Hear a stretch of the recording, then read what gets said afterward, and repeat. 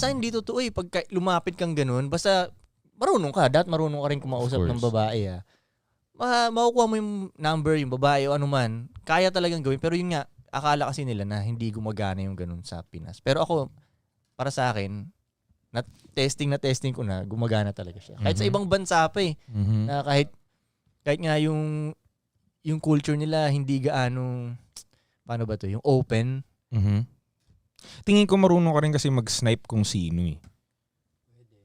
Kasi yung ibang lalaki hindi marunong mag-snipe kung sino yung pwede nilang lapitan. Kaya lagi silang nare-reject. Gets.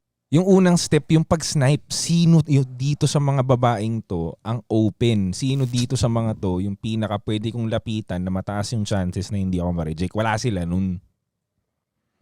Kaya tuloy, akala nila laging nare-reject sila. Hindi nga, kahit nga nakatalikod eh. Ano?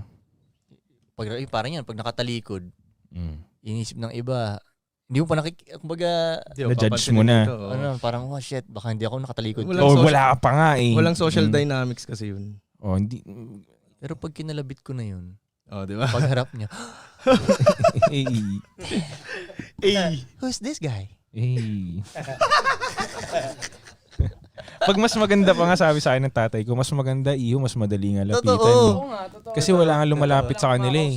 Siyempre gusto nila magkaroon ng mga kaibigan. Sila pa nga na-intimidate minsan eh. Oo, totoo yan. Kasi nga walang makalapit sa kanila eh. Hindi sila sanay. At saka ito ang naano ko, Pero gusto tol, rin nila ng kaibigan. kaya dapat hindi matakot sila lumapit sa mga babae. Pero hindi, syempre hindi in a bastos way dapat kayo lumapit, di ba? Naman. Para hindi kayo matakot lumapit. Kasi mostly ng mga babaeng naglalakad ganyan, normal lang yung araw nila eh. Actually, lahat ng tao eh, normal lang yung araw nila. Punta sa work, uwi.